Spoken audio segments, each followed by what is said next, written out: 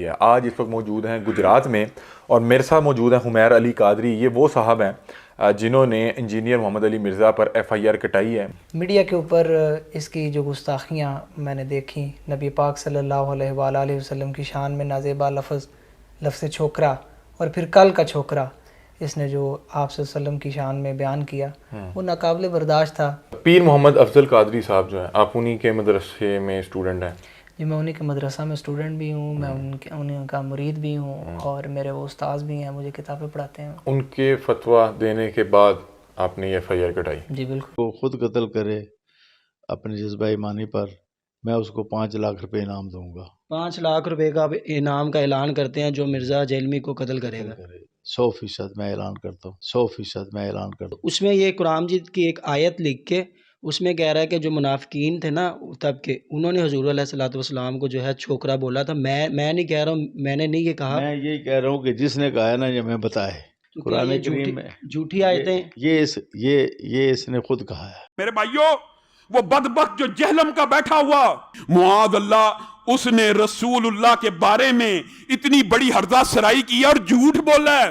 اس نے کہا ہے کہ یہودی کہتے تھے کہ رسول اللہ صلی اللہ علیہ وسلم معاذ اللہ ثم معاذ اللہ، ہم یہ لفظ نہیں کہہ سکتے، کل کے چھوکرے ہیں معاذ اللہ. دنیا میں آنے والے ہر پیغمبر کے ساتھ اس کی قوم نے جو پہلا اعتراض کیا بنیادی وہ یہی تھا کہ ہمارے باپ دادا پاگل تھے، انہوں نے کیا داڑیاں دھوپ میں سفید کی تھی؟ یا رب، کیا ان کو کچھ پتہ نہیں تھا؟ یہ کل کا چھوکرا آ کر ہمیں یہ سمجھانے لگا ہے دین. یہ کل کا چھوکرا آ کر ہمیں یہ سمجھانے لگا ہے دین. یہ کل کا چھوکرا آ کر ہمیں یہ سمجھانے لگا ہے دین. یہ بکواس اس نے کی. وہاں موجود تھے ایک نوجوان زید بن ارقم، انہوں نے جا کے حضور کو بتا دیا.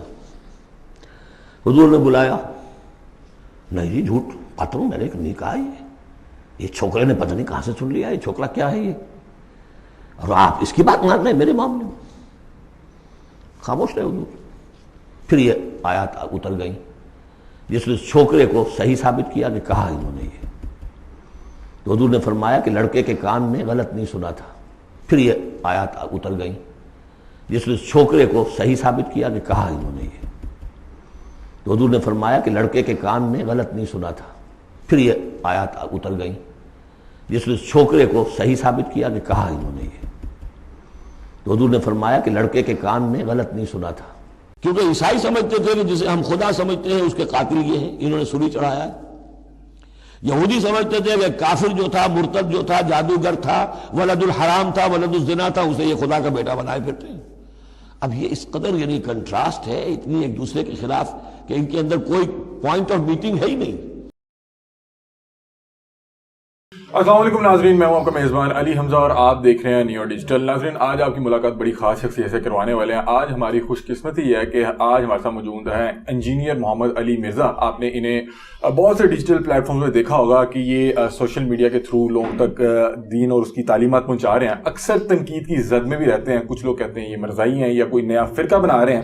اور ان کے متعلق میں حال ہی میں ایک علامہ سے ملا تو انہوں نے مجھے کہا کہ یہ ایک فتنہ ہے. کتنا بڑا فتنہ ہے؟ علی بھائی سے بات چیت کرتے ہیں. السلام علیکم. جی وعلیکم السلام ورحمۃ اللہ وبرکاتہ. ولا حول ولا قوۃ الا باللہ. اللہم صلی علی محمد وعلی آل محمد. علی بھائی کیسے ہیں؟ اللہ کا شکر الحمدللہ. علی بھائی، سوالات کیے جا سکتے جی کھل کے کریں آپ. یعنی وہ اینکرز جو ہوتے ہیں نا، وہ بعض اوقات کہتے ہیں لوگ آپ کے بارے میں یہ کہتے ہیں، وہ کہہ رہے خود ہوتے ہیں. تو آپ خود بھی کہیں تو مجھے کوئی فرق نہیں پڑتا، میں تو انجوائے کرتا ہوں. اصل میں علی بھائی میرا یہ ذاتی خیال ہے کہ تمام ان سوالات کو سامنے رکھنا چاہیے جو لوگ نیچے کمنٹ سیکشن میں بتا رہے ہیں. جی کریں، پوچھنا چاہیے تھا، یہ پوچھنا تھا، ورنہ مجھے کہیں گے کہ شاید علی بھائی نے کوئی میرے پہ پھونک ماری ہے اور میں اس طرح کے سوالات کر رہا ہوں. پھونک تو مار دیجیے سارا. علی بھائی، میں ابھی کچھ دن پہلے ایک علامہ صاحب کے ساتھ بیٹھا ہوا تھا. جی جی.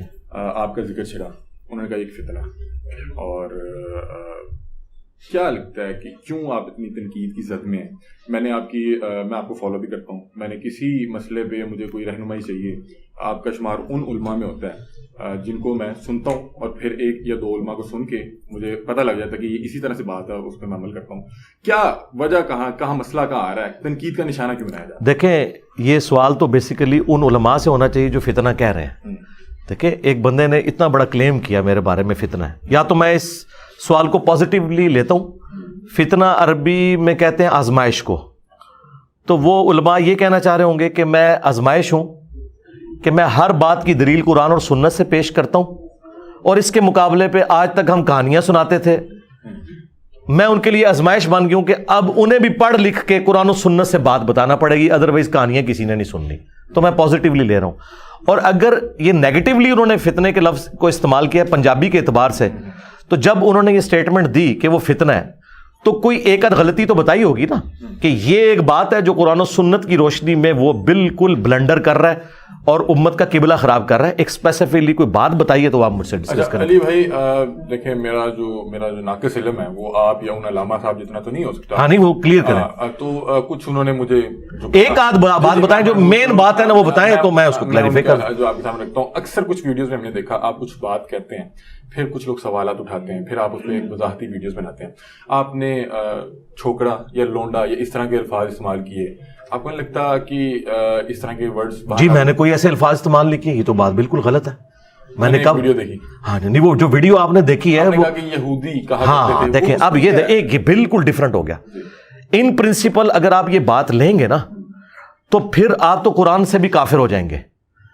قرآن میں سورۃ المنافقون میں اللہ تعالی نے فرمایا کہ یہ منافقین کہتے ہیں کہ جب ہم عزت والے مدینے میں داخل ہوں گے تو مدینے سے ذلیلوں کو نکال دیں گے. اور ذلیل کسے کہا؟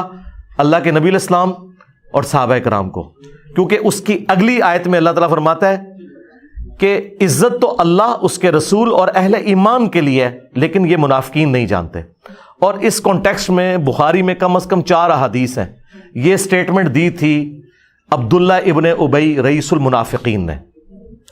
اس نے کہا کہ جب ہم عزت والے مدینے میں داخل ہوں گے تو محمد ان کے ساتھی نعوذ باللہ جو ذلیل ہیں ان کو یہاں سے نکالیں گے. اب یہ سٹیٹمنٹ تو دی تھی منافقین نے جو اوپر سے مسلمان تھے، قانوناً صحابہ بھی تھے، وہ یعنی نبی علیہ السلام کی صحبت میں تھے، ظاہر اعلانیہ تو وہ کافر نہیں تھے.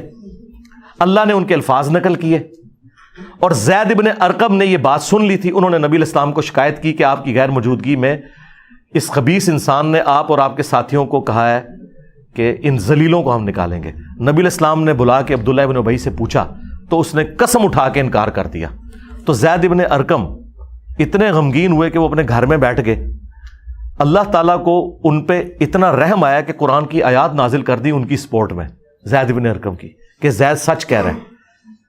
پھر نبی علیہ السلام نے درگزر کی روش اختیار کی. یہ بکواس اس نے کی.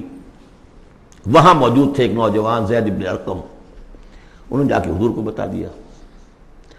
حضور نے بلایا، نہیں جی جھوٹ پتہ میں نے نہیں کہا، یہ چھوکرے نے پتہ نہیں کہاں سے سن لیا، یہ چھوکرا کیا ہے یہ، اور آپ اس کی بات مان رہے ہیں میرے معاملے میں. خاموش رہے حضور. پھر یہ آیات اتر گئیں جس نے چھوکرے کو صحیح ثابت کیا کہ کہا انہوں نے یہ. تو حضور نے فرمایا کہ لڑکے کے کان نے غلط نہیں سنا تھا. پھر یہ آیات اتر گئیں جس نے چھوکرے کو صحیح ثابت کیا کہ کہا انہوں نے یہ.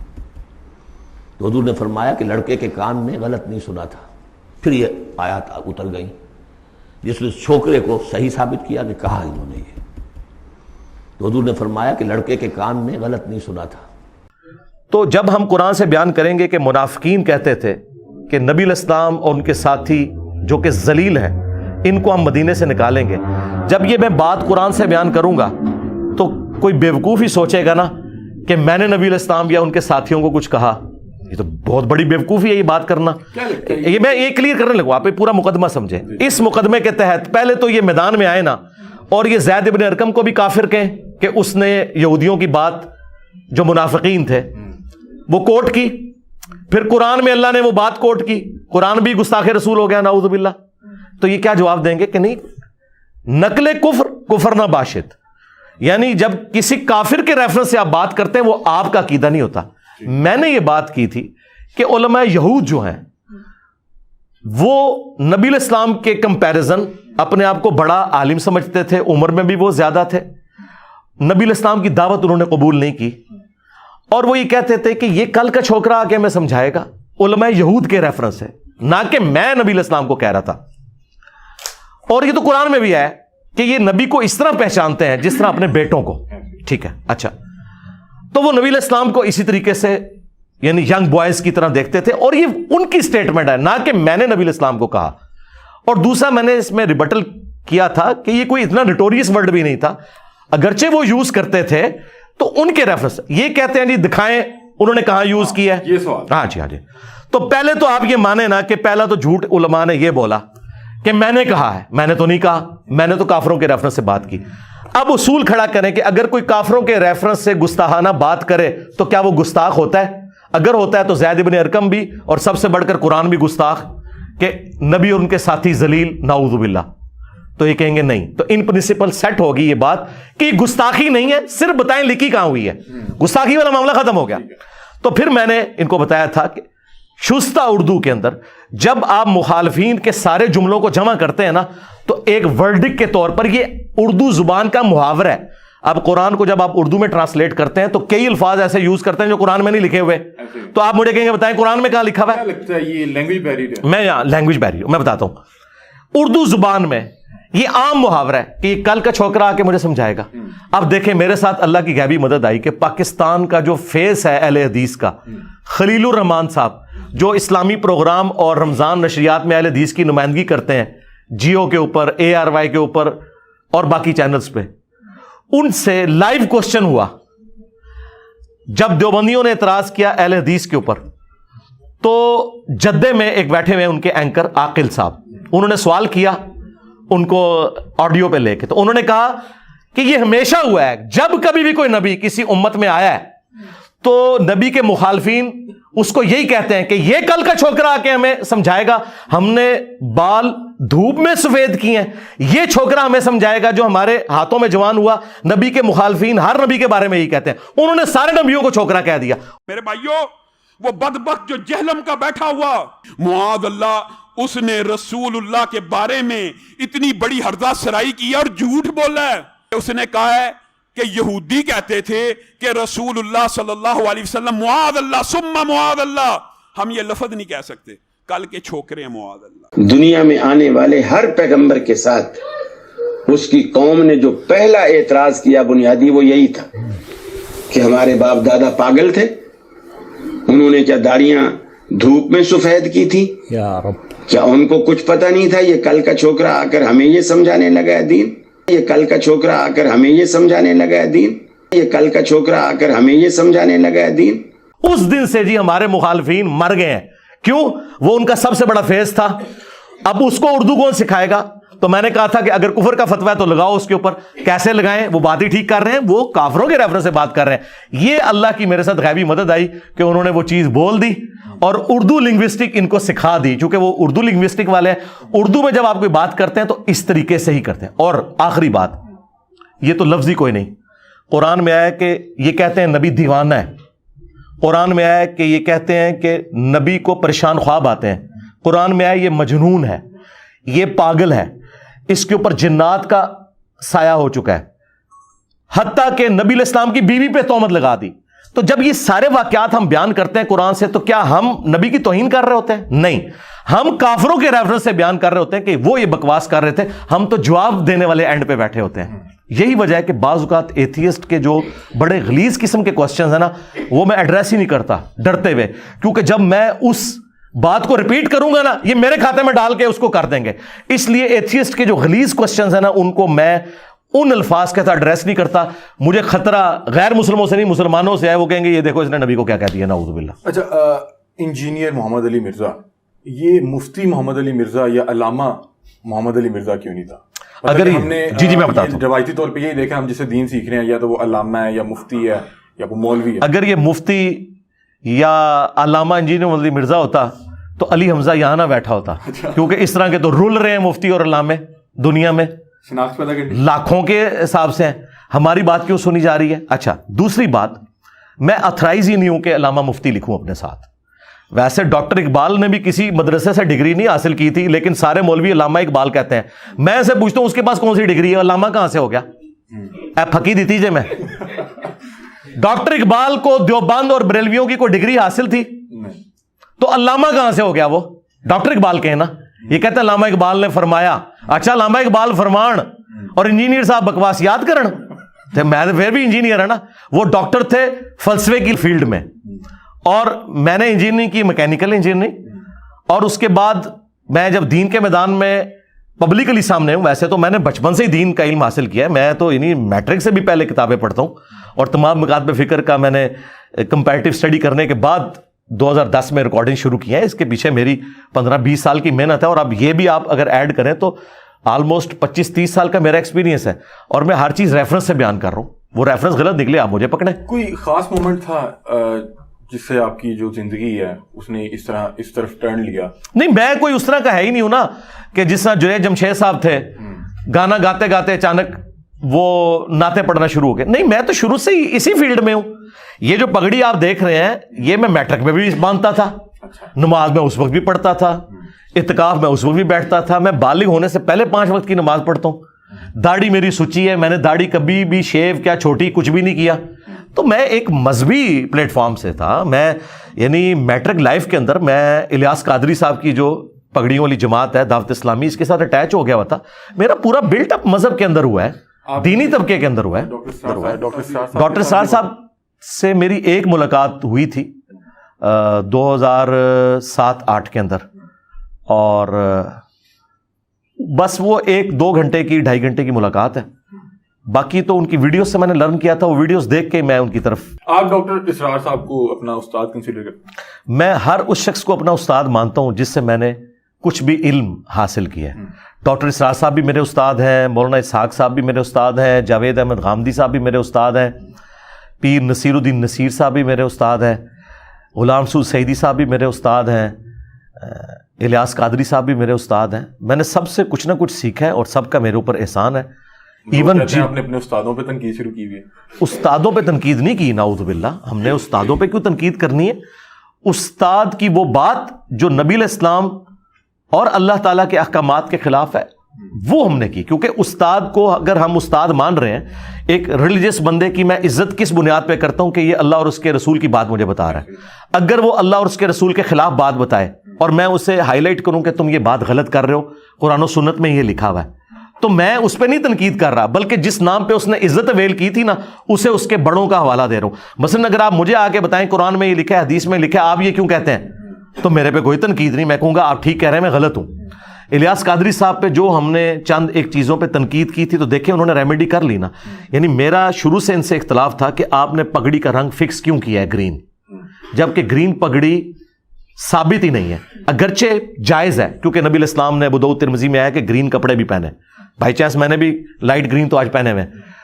تو اپنے اصل میں کسی بھی رنگ کی پگڑی آپ پہن سکتے ہیں, لیکن جب آپ فکس کرتے ہیں وہ ایک کلٹ اور جماعت بن جاتی ہے.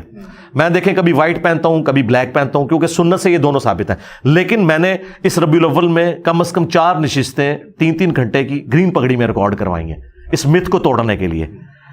تو الیاس قادری صاحب نے اپنی جماعت بنانے کے آلموسٹ سمجھ لیں 30-35 سال کے بعد یہ بات مان لی, آج انہوں نے پگڑیوں کا رنگ چینج کر دیا.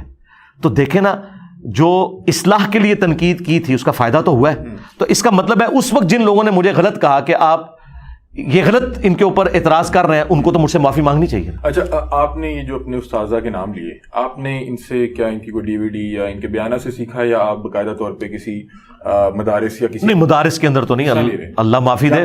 دیکھیں مدارس کی اگر آؤٹ پٹ یہ ہوتی تو مدارس مل کے کوئی ایک مودودی پیدا کر دیتے, ایک کوئی احمد دیدات پیدا کر دیتے, کوئی انجینئر علی مرزا پیدا کر دیتے, کوئی نعمان علی خان پیدا کر دیتے. مدارس نہیں یہ کام کر سکتے, اس سسٹم کی آؤٹ پٹ یہ ہو نہیں سکتی. آپ نے اٹ سیلف سیکھا؟ جی میں نے اٹ سیلف کیا سیکھا میرے بھائی, میں نے انہی سے سیکھا. مثلاً آپ اگر مجھے پوچھیں کہ میں نے قرآن کس سے سیکھا, تو احمد بریلوی صاحب سے. تو آپ مجھ سے پوچھیں گے بھائی احمد بریلوی صاحب تو 1921 میں فوت ہو گئے تھے اور میں 1977 میں پیدا ہوں, تو میں نے ان سے کہاں سے سیکھا؟ جی میں نے اس لیے سیکھا کہ احمد بریلوی صاحب نے مرنے سے پہلے میری لینگویج کے اندر قرآن کو ٹرانسلیٹ کیا. ان سے زیادہ عربی ان کے زمانے میں بھی اور آج بھی کوئی نہیں جانتا. کوئی بریلوی مانے گا مجھے ان سے زیادہ عربی آتی ہے؟ ان سے زیادہ اردو دان بھی کوئی نہیں تھا, وہ بریلی کے رہنے والے تھے. تو انہوں نے اپروپریٹ ٹرانسلیشن کی قرآن کی عربی سے اردو میں. اب وہ آ گئی میری لینگویج میں, مجھے بس اردو آنا ضروری ہے, تو اردو اللہ کے فضل سے مجھے آتی ہے. جس طرح صحابہ کرام پڑھے لکھے نہیں تھے, لیکن چونکہ عربی ان کی زبان تھی, قرآن جب عربی میں انہیں سنایا گیا انہیں سمجھ آ گئی. تو احمد بریلوی نے کاروبار کے لیے ترجمہ نہیں کیا, اس لیے کیا تھا کہ میرے مرنے کے 50 سال کے بعد جب انجینئر صاحب پیدا ہوں گے نا تو مجھ سے استفادہ کر سکے, تو میں نے کر لیا الحمدللہ. میں یہاں پہ آپ سے سوال, آپ کی بات سے ہی کہ جو صحابہ کرام تھے عربی جانتے تھے لیکن وہاں پہ ایک استاد بھی موجود تھا. آپ کو لگتا ہے کہ اگر مجھے انگلش آتی ہے تو میں کوئی بھی چیز سیکھ سکتا ہوں بغیر استاد کے, یا استاد بہرحال ضروری؟ یہ مثال جو دو مختلف آپ دے رہے ہیں یہاں ہے, نبی علیہ السلام صحابہ کرام کے استاد تھے, ٹھیک ہے. نبی علیہ السلام جب فوت ہوئے پھر صحابہ کرام کا استاد کون تھا؟ اس وقت استاد کی ضرورت نہیں تھی ان کو. میرا خیال ہے وہ جو سیرت نبی اور آپ صلی اللہ علیہ وسلم کی تعلیمات, بس اس کا مطلب ہے کہ ہمارا استاد فوت ہو چکا, اس کی قبر ہے مدینے میں صلی اللہ علیہ وسلم. اس کے بعد ہمارا استاد وہ ہوگا جو ہمیں یہ بتائے گا کہ اللہ نے کیا فرمایا, اس کے نبی نے کیا فرمایا.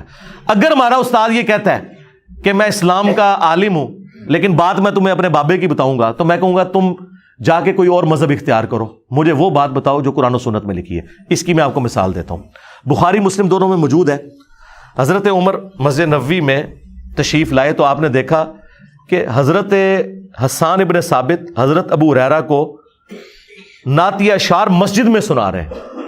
اچھا, اب شعر و شاعری کی تو اسلام میں بڑی مذمت ہے, قرآن میں ایک سورت پوری نازل ہوئی ہے سوائے اچھے اشعار کے, لیکن اوورال کوئی پسندیدہ چیز نہیں ہے. تو حضرت عمر خلیفہ ہونے کے باوجود اتنا روب تھا ان کا, اس کے باوجود حضرت حسان کو صرف تیکھی نظروں سے دیکھا, انہیں سمجھ آ گئی کہ یہ کیوں یوں دیکھ رہے ہیں. انہوں نے کہا اس طرح نہ دیکھ میری طرف, تجھ سے بہتر شخص مسجد میں ہوتا تھا, میں انہیں بھی نعتیہ اشعار سناتا تھا, محمد رسول اللہ صلی اللہ علیہ وسلم. آگے سے حضرت عمر تو ایکسپیکٹ ہی نہیں کر رہے تھے کہ تو سیدھا ہو گیا میرے نال.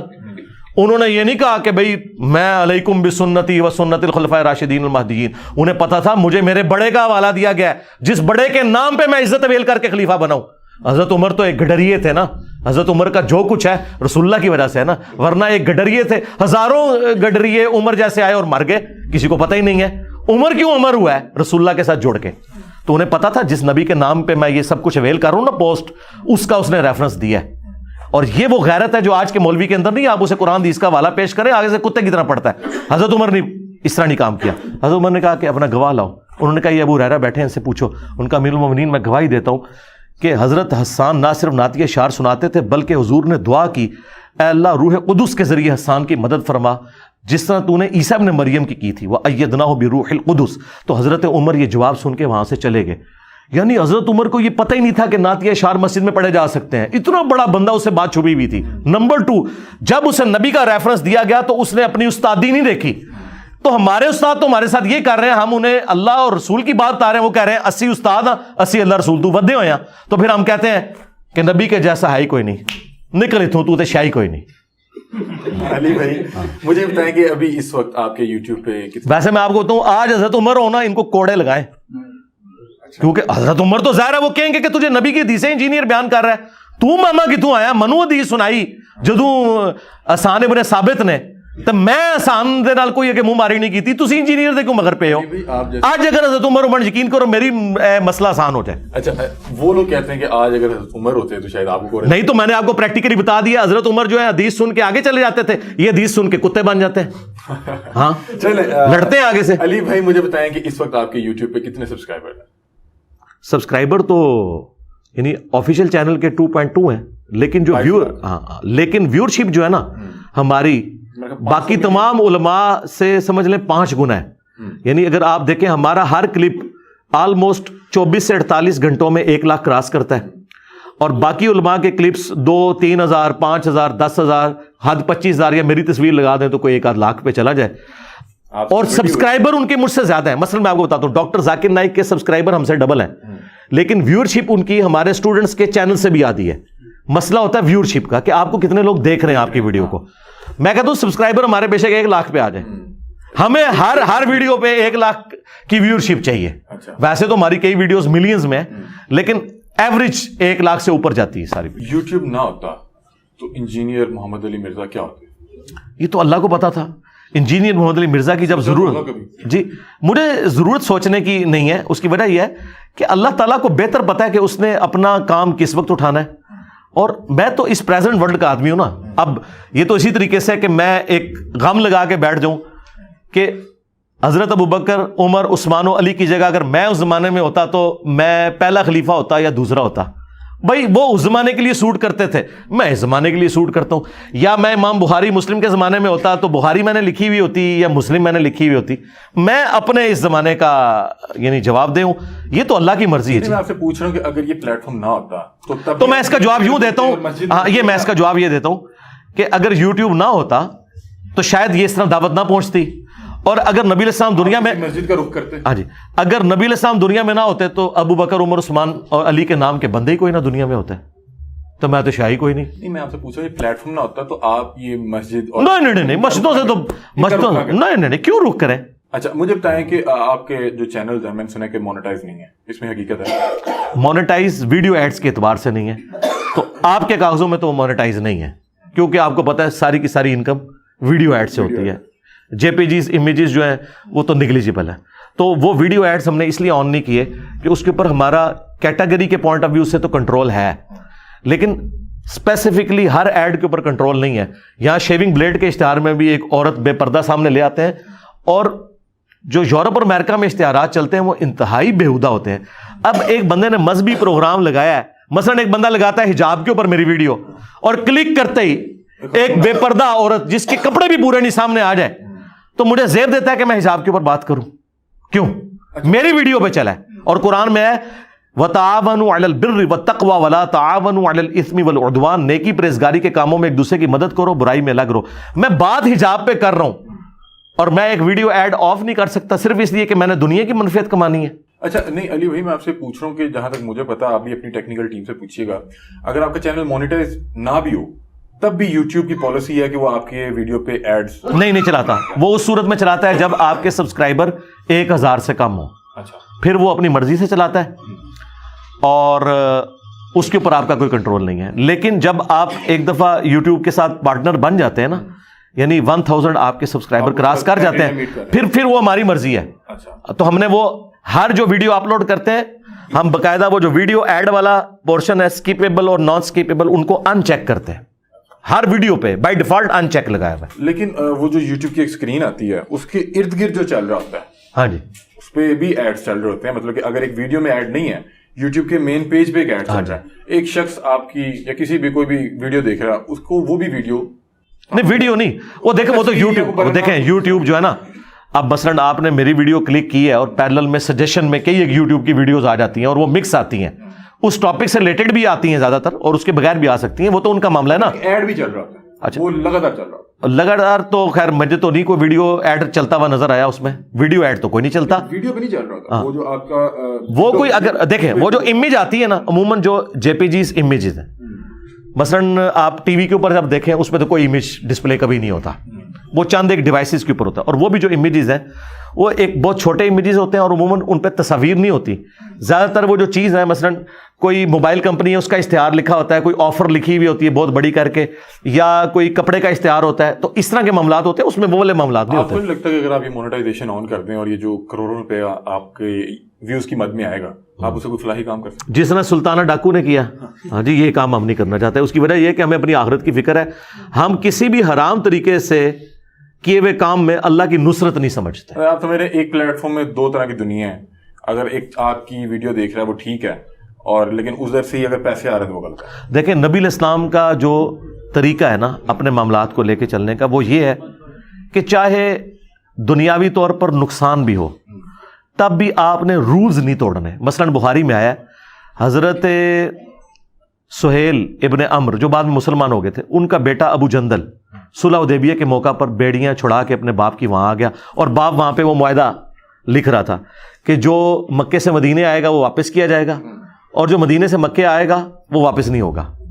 ابھی وہ فائنل نہیں ہوا تھا، ٹرانزیشن پیریڈ تھا. اس دوران ابو جندل آ گئے اور ان کا مجھے بچا لو، میرا باپ ٹکا بوٹی میری کر دے گا.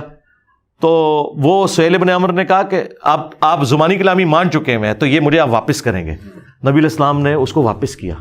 جنگ کے بھی اصول ہیں اسلام میں، یہ نہیں ہے کہ آپ اپنی مرضی سے معاملات کو لے کے چلیں گے. تو اس طرح اصول اور ضوابط کو تو لے کے چلنا ہے.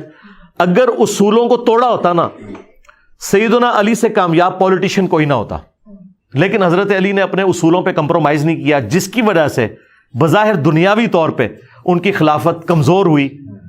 اور وہ ان کو کیا نقصان نہ تھا، مسلمانوں نے ایک بہت بڑا لیڈر اپنا لوز کر دیا اور اس کا ساتھ نہیں دیا, تو اس لیے ہم رولز کے اوپر کمپرومائز نہیں کرتے. سورس آف انکم کیا پھر آپ کا, مطلب کیا سورس آف انکم میرے بھائی, میں ظاہر ہے 19 گریڈ سے ریٹائر ہوں, مجھے 50,000 کے قریب پینشن ملتی ہے. پھر میرا اسلام آباد میں ایک مکان جو میں نے اپنی جاب کے دوران بنایا تھا اس سے بھی کرایہ آ جاتا ہے, اور باقی ہم جوائنٹ فیملی سسٹم میں رہ رہے ہیں. میرے بھائی بھی, میرے نہیں میرے بھائی کتنا ہم نے خرچہ کرنا ہے.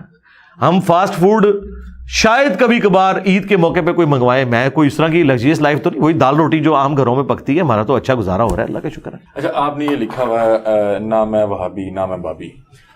کچھ لوگ یہ کہتے ہیں کہ کسی بھی چیز کی زیادتی ہو تو وہ غرور پیدا کرتی ہے. میں بہت اچھا اگر بول سکتا ہوں یا بہت اچھا گا سکتا ہوں تو مجھے ایک تکبر آئے گا. ایون بھی کہتے ہیں کہ بہت زیادہ علم ہو تو وہ بھی تکبر پیدا کرتا ہے. لوگ شیطان کی مثال دیتے ہیں.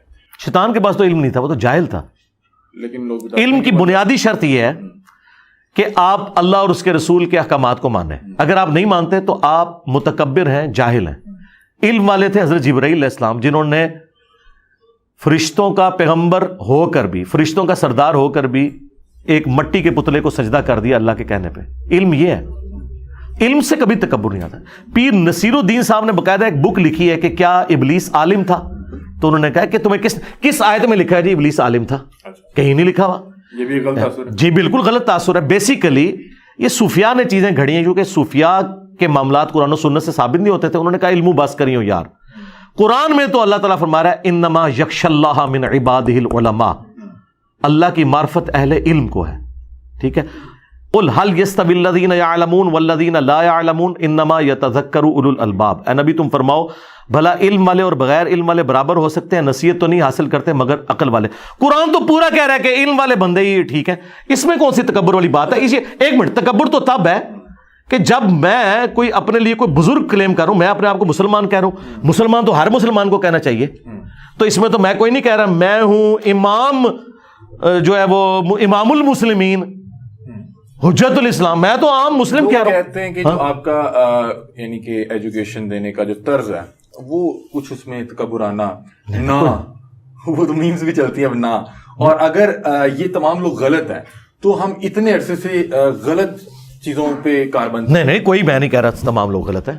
میں یہ کہہ رہا ہوں کہ جو لوگ قرآن و سنت کی تعلیمات سے غداری کریں گے اور وہ قرآن و سنت جو انہوں نے ہمیں خود بتایا ہے تو ہم انہیں غلط نہ کہیں.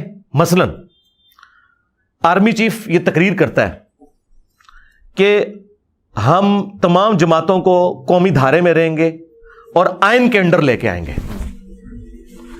4 دن بعد وہ ماشاء اللہ لگا دیتا ہے. تو میں اسے یہ نہ کہوں کہ یار تو کل تک کہہ رہا تھا کہ ہم قومی دھارے میں لیں گے جماعتوں کو, اور جس کاکول اکیڈمی میں تو یہ تقریر کر رہا تھا اس میں کیڈٹ سے 1.5 لائن کا حلف لیا جا رہا تھا اور اس میں یہ الفاظ تھے میں پالیٹکس میں حصہ نہیں لوں گا, کیونکہ فوج تو پوری قوم کی ہوتی ہے نا, کسی جماعت کی تو نہیں ہوتی. 4 دن بعد تو یہ کام کر رہا ہے تو نے تو آئین توڑا ہے, تو آئین کے ساتھ غداری کر رہا ہے. تو آرمی چیف یہ کرے گا کہ تم نے آرمی چیف کی گستاخی کر دی؟ کبھی بھی نہیں وہ کہے گا. اور دیکھ لیں آج آرمی نے مان لیا کہ ہمارے جتنے بڑے ڈکٹیٹرشپ کرتے نہیں یہ غلط ہے, چاہے ہمارے کہنے پہ مانا یا خود انہوں نے ذلت کاٹ کے مانا, مان لیا نا, اور کام اے پولیٹیکل ہو گئے ہیں. تو جو لوگ اس وقت کہتے تھے کہ آپ سیاست میں دخل نہ دیں, ان کو یہ غدار وطن کہتے, تو اس کا مطلب ہے تو یہ مجھے اگر غدار دین کہہ رہے ہیں تو میں غدار دین نہیں ہوں. میں ان کو بتا رہا ہوں کہ تم نے مجھے خود کہا تھا کہ قرآن میں یہ لکھا ہوا ہے ایاک نعبد و ایاک نستعین, اور تم ہر قبر کو دیکھ کے اس کے سامنے سجدہ کرتے ہو, تو تم نے تو مجھے بتایا تھا توحید قرآن میں لکھی ہوئی ہے اور خود تم یہ کام کر رہے ہو, تو غدار تو تم ہو. میں تو تمہاری بتائی ہوئی, یہ بخاری مسلم میں نے لکھی ہیں کیا؟ آج میں اگر نماز کا طریقہ اس سے بتاتا ہوں اور میں کہتا ہوں تم نے بچپن سے ہمیں کہا کہ بغلوں میں بت رکھ کے آتے تھے, رفع الیدین ہوتا تھا, تو امام بخاری امام مسلم نے تو لکھا ہے کہ نبی علیہ السلام نماز ہی اس طریقے سے پڑھتے تھے. تو اب میں تیری بات مانوں یا تیری بتائی ہوئی کتاب کی بات؟ تو اب تم خود اپنی کتاب کے ساتھ غداری کر رہے ہو, اور اوپن نہیں, یہ اوپنلی کوئی نہیں کہہ سکتا میں بخاری مسلم کو نہیں مانتا, لوگ ان کو ممبروں سے کھینچ لیں گے. تو بخاری مسلم کو مان رہے ہیں, اس کی نہیں مان رہے. اچھا علی بھائی, اختتام کی طرف چلتے ہیں. 2 سوال لاسٹ ہیں اور اس کے بعد ایک میں آپ سے نا کچھ لوگوں کے متعلق آپ کی رائے پوچھوں گا. ایک یہ بتائیں کہ مناظرہ کیا ہے؟ ہم نے سوشل میڈیا پہ دیکھا مفتی طارق مسعود صاحب ہیں, وہ آئے جہلم, انہوں نے کہا کہ یہ شخص مناظرے سے بھاگ گیا. ایک وہابی عالم ہے, انہوں نے بھی مجھے کہا کہ میں ان سے مناظرہ کرنا چاہتا ہوں. مناظرہ ہے کیا؟ دوسرا مجھے یہ بتائیں کہ اس کی اسلامی اعتبار سے کیا حیثیت ہے مناظرے کی؟ پہلی بات ہے, ہم نے ایک سیکنڈ کوشچن پورا ہونے دیں. تھرڈ مجھے یہ بتائیں کہ ہم بہت سے ایسے مسائل پہ بات کرتے ہیں, ہم 1400 سال بعد ہمارے تک دین پہنچا کتابوں سے, کیا میرے سے سوال یہ کیا یہ تو تینوں الگ سوال ہے نا, اس طرح تو نہیں جواب دیا جاتا میرے بھائی. ایک ایک کر کے ایک بات آپ مجھے کہہ رہے ہیں فجر کی رکعتیں بھی بتا دیں, صلاۃ و تسبیح کا طریقہ بھی بتا دیں, سجدہ شکر کا طریقہ بتا دیں, ایک سوال تو نہیں ہے نا, ایک بات کریں. آپ مناظرے کا بتائیں. ایک منٹ, دو الگ ہوگی. پھر پہلی بات پہ ہے. مناظرہ کہتے ہیں آمنے سامنے بیٹھ کے بات کرنا, ٹھیک ہے. قرآن میں تو مناظرے کا لفظ نہیں ہے, قرآن میں مجادلہ ہے, علمی ڈیبیٹ کرنا, انگلش میں علمی ڈیبیٹ, اس کو کہتے ہیں مناظرہ. اور جو آمنے سامنے بیٹھ کے ہو نا, اس مجادلے کو مناظرہ کہا جاتا ہے. یعنی ہم ایک دوسرے کے آمنے سامنے بیٹھے ہوئے ہیں, فیس ٹو فیس کو عربی میں مناظرہ کہا جاتا ہے. مناظرہ ہو رہا ہے علمی طور پہ. اچھا, تو نہ میں نے کسی کو مناظرے کا آج تک چیلنج کیا, نہ مجھے آ کے کسی نے مناظرے کی بات کی. طارق مسعود صاحب بھی یہاں جو تشریف لائے تھے, انہوں نے یہ تو نہیں کہا مناظرہ کرنا ہے, ان کا میں نے ملاقات کرنی ہے اور گفتگو کرنی ہے. مناظرے کی تو کبھی بات ہی نہیں ہوئی ملاقات. ہاں نہیں, ملاقات نہیں ہوئی, نیکسٹ ٹائم انشاءاللہ ہو جائے گی. چونکہ وہ جس طریقے سے آئے تھے نا, اس پہ ہمیں اعتراض تھا. ویسے وہ اگر انہوں نے مجھے ملنا ہوتا, آپ بھی تو آئے نا, ہر اتوار کو یہاں پوری دنیا آ کے ملتی ہے مجھے, تو اتوار کو آتے, وہ منگل کو آئے تھے, اور ان کا رابطہ مجھ سے پہلے بھی تھا. اگر وہ مجھ سے رابطہ کر لیتے, ٹائم لے لیتے, اسی دن حمزہ علی باسی اور غامدی صاحب کے داماد حسن الیاس بھائی اسی دن آئے تھے, لیکن انہوں نے 2 ہفتے پہلے سے ٹائم لیا ہوا تھا, تو ان کو میں ملا تھا. تو اگر وہ ٹائم لے لیتے, اس طرح تو نہیں ہوتا کہ میں آپ کو ملنے جاؤں اور آپ کے گھر باہر جا کے میں کو نکل باہر میرا مل, اس طرح تو نہیں ہوتا. یہ تو کسی بھی مہذب دنیا میں اس کو اچھا نہیں سمجھا. علی بھائی مجھے بتائیے گا کہ اسلام میں جو طرز سیاست ہے وہ کیا ہے؟ وہ جمہوریت ہے, وہ آمریت ہے, وہ کیا ہے؟ آپ تو اپنے اب خود ہی سوال بھول گئے ہیں جو آپ نے پیچھے کیے ہیں, ایک ایک کر کے آگے آئے نا, جو آپ نے ایک سانس میں اتنے سوال پڑھتے ہیں. یہ بھی کہی جا رہا ہے کہ جلدی کرنا. اچھا نہیں, کون کہہ رہا ہے جلدی؟ کوئی بھی نہیں یار, بیٹھ جاؤ. کس نے کہا جلدی؟ یہ تو میں نے ڈیسائیڈ کرنا نا. دوسرا سوال, بیٹھ جائیں یار, بیٹھ جاؤ تسلی سے, بیٹھو. ایک منٹ رک جاؤ. آپ کو جن لوگوں سے تکلیف ہو رہی میں ان کو بٹھا تو دوں نا, وہ خام خواہ مصیبت بنے ہوئے آپ کے لیے, ٹھیک ہے. یہ تو میں نے ڈیسائیڈ کرنا ہے, آپ 6 بجے تک کریں, آپ پاس ٹائم ہے, کوئی مسئلہ نہیں. اچھا, میں آپ سے دوسرا سوال یہ کر رہا تھا کہ اکثر حضرت امیر معاویہ کو لے کے ہمارے ہاں ایک بحث چھڑ جاتی ہے.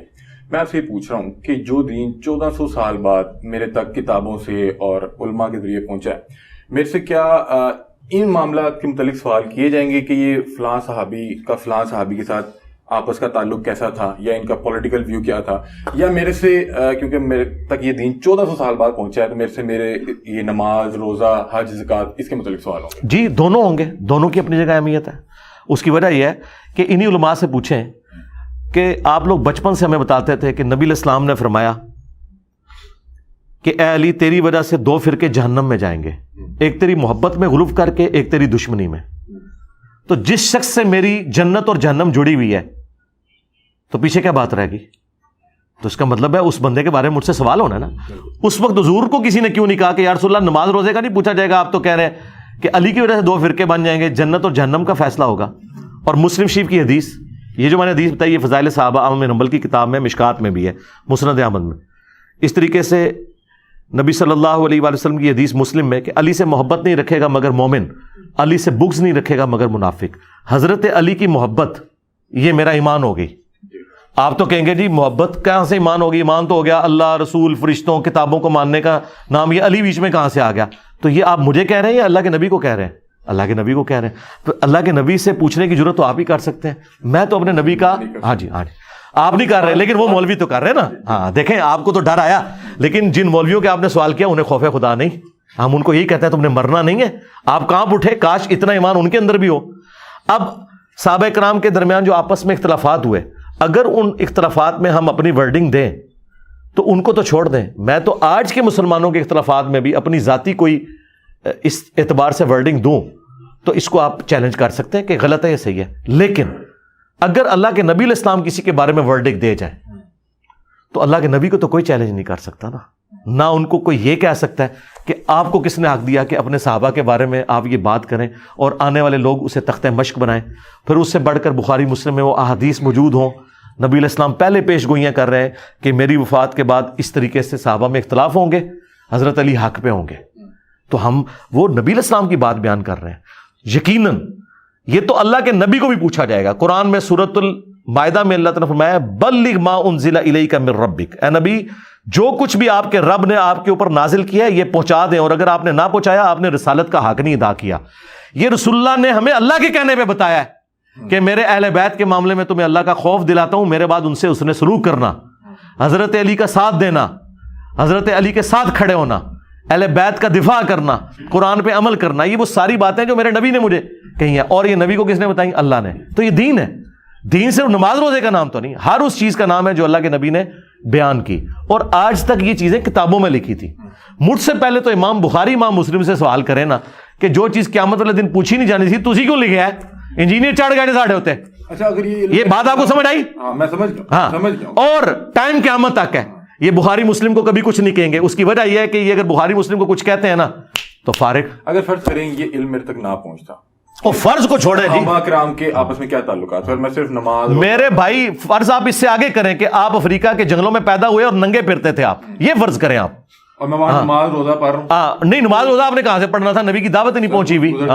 تو بس ٹھیک ہے، تو جائیں افریقہ کے جنگلوں میں کپڑے اتارے، بنانا ریپبلک میں مولوی شفٹ ہو جائیں. میں تو چاہ رہا ہوں ہمارے ملک سے نکلیں، وہیں جائیں، وہاں ہم اس کو کچھ لینا دینا نہیں. اس دنیا میں جب آپ بیٹھے ہوئے ہیں تو اس دنیا نے یہ منظر دیکھا ہے کہ نبی کو قبر میں گئے 50 سال ہوئے ہیں اور نبی کے ماننے والوں نے کلمے کے نام پہ اس کے پورے خاندان کو ذبح کر دیا. یہ آج تک انسانی ہسٹری میں نہیں ہوا کہ انبیاء کی اولاد کو نبیوں کی وفات کے 50 سال کے اندر ان کے ماننے والے اس دین کے نام پہ ذبح کر دیں. آپ سمجھتے ہیں اتنا بڑا واقعہ ہو گیا ہے، امت ٹھنڈی بیٹھی رہے؟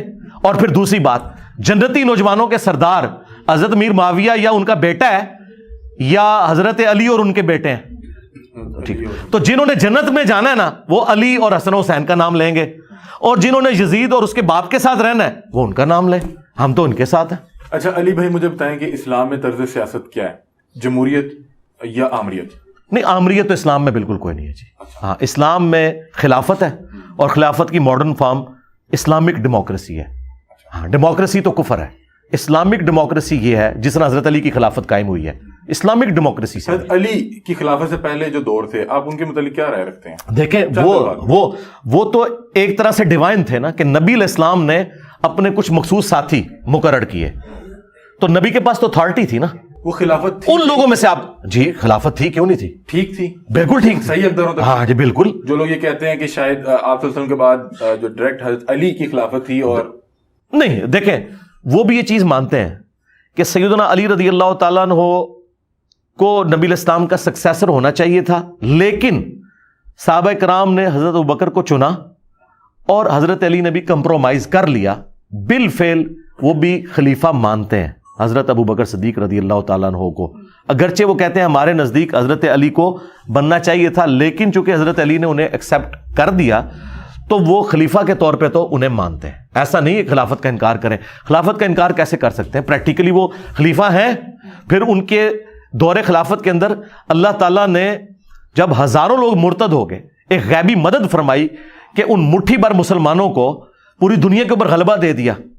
رومنز اور پرشینز کے بارے میں جو پروفیسیز تھی نبی نے اپنی زندگی میں کی صلی اللہ علیہ وآلہ وسلم کہ اللہ تعالیٰ میرے دین کو غالب کرے گا اور ان قریب رومن اور پرشین امپائر کے خزانے میری امت کے پاس آ جائیں گے. یہ پروفیسیز حضور کی زندگی میں تو پوری نہیں ہوئی ہیں، یہ تو حضرت ابوبکر عمر کی زندگی میں پوری ہوئی ہیں، حضرت عثمان کی زندگی میں.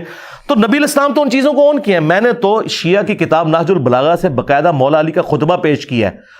انہوں نے سورہ نور کی آیت کو کہ جو لوگ دین پہ چلنے والے ہیں ان قریب ہم انہیں زمین میں خلافت دیں گے، اس آیت کو انہوں نے حضرت ابوبکر عمر کی خلافت کی دلیل کے طور پر پیش کیا ہے کہ اللہ نے انہیں خلیفہ مقرر کیا ہے.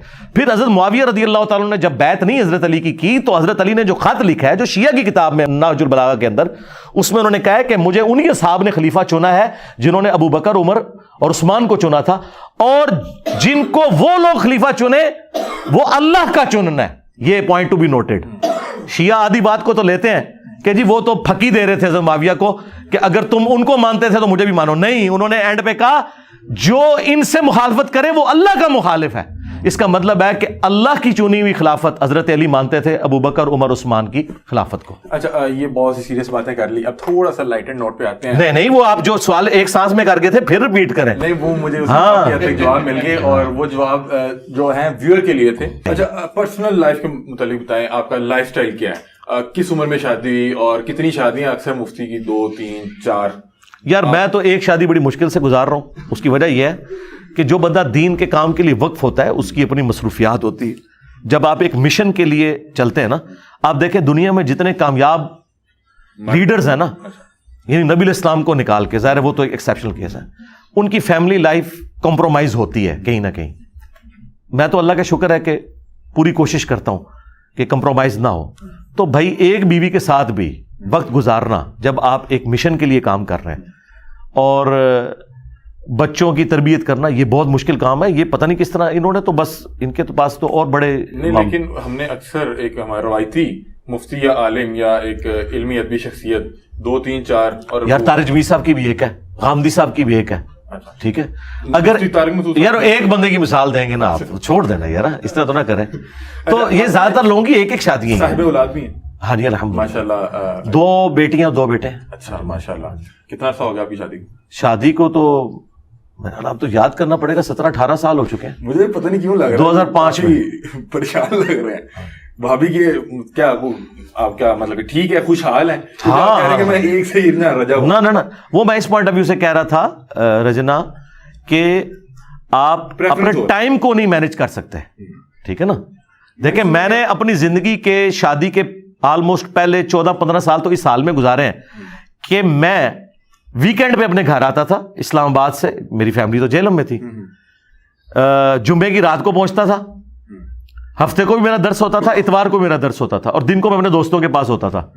تو میں نے بڑا تھوڑا وقت اپنی وائف اور بچوں کے ساتھ، یہ تو پچھلے 4-5 سال سے جب میں نے ریٹائرمنٹ لی ہے تو میں نے اپنے بیوی بچوں کے ساتھ اتنا وقت گزارا ہے جو پچھلے 15 سال میں نہیں گزارا ہوا تھا. تو اب کچھ معاملات جو ہے نا اس حوالے سے میں مینج کر پا رہا ہوں. باقی یہ کہ وہ ایک ہیپی لائف گزر رہی ہے. بھائی میں نے سنا ہے کہ آپ بائک پہ بیوی صرف اس میں خوش ہے کہ آپ دوسری شادی نہ کریں، اس سے بڑی خوشی پلانٹ ارتھ پہ آپ بیوی کو کوئی نہیں دے سکتے، اور وہ میں نے دی ہوئی ہے. بس علی بھائی مجھے بتایا، میں نے سنا ہے کہ آپ بائک پہ آتے جاتے ہیں، گاڑی کہاں ہے؟ گاڑی میرے پاس نہیں ہے الحمدللہ، میری ضرورت بھی نہیں ہے گاڑی. تو انہیں کہیں کو نظر نیاز کریں. مجھے ضرورت نہیں نا، دیکھیں گاڑی میری ضرورت نہیں ہے. میں نے اگر سفر بھی کرنا ہے میں ٹرین پہ کر لیتا ہوں، یا کوئی بہت کریٹیکل کوئی ایسا سفر ہو تو میں ٹیکسی کرائے پہ لے لیتا ہوں. نہیں علی بھائی یہاں پہ ہم نے دیکھا سیکورٹی کے جو معاملات تھے، اور سیکورٹی گاڑی سے تو نہیں، تو گاڑی سے تو سیکورٹی جی وہ میرا مسئلہ ہے نا جی. میں کیسے آتا ہوں، میری کوئی ڈکلیئرڈ موومنٹ تو نہیں ہوتی گاڑیوں پہ، اور سیکورٹی گارڈز کے ذریعے تو آپ کی ڈکلیئرڈ موومنٹ ہوتی ہے، وہ تو آپ خود ونریبل ہوتے ہیں. میری تو انڈکلیئرڈ موومنٹ ہے. یہ کس طرح بائک پہ پڑھنا چڑھایا کس طرح؟ نہیں وہ یہ تو نہیں میں نے بتانا، پھر ڈکلیئر کر دوں میں. بہت شکریہ. ہمارے ساتھ انجینئر محمد علی مرزا موجود تھے، اور ہم نے جو روایتی طور پہ ہم پروگرامز کرتے ہیں اس سے میرا خیال ڈبل دورانیے پہ چلا گیا. بہرحال علی بھائی بہت شکریہ. بیچ میں مجھے لگا کہ شاید علی بھائی جو ہیں وہ نہ فیڈ اپ ہو جائیں، یا جو یہاں پہ احباب بیٹھے ہیں سن رہے ہیں وہ نہ فیڈ اپ ہو جائے، تو میں نے ختم کرنا چاہا. تو علی بھائی نے کہا کہ نہیں، یہ تب تک چلے گا جب تک آپ کر رہے ہیں اور جب تک میں انٹرویو دے رہا ہوں. تو علی بھائی بہت شکریہ، آپ نے بڑا اچھا ایک تو انٹرویو بہت اچھا دیا، اور آپ نے ٹائم دیا اس کے لیے بھی آپ کا بہت شکریہ. علی بھائی سے اسپیشل ملنے جہلم آئے تھے اور ان سے یہ انٹرویو کیا. اپنی رائے سے کمنٹ سیکشن میں ضرور آگاہ کیجیے گا. تب تک کے لیے اپنے میزبان علی حمزہ کو دیجیے اجازت. اللہ حافظ.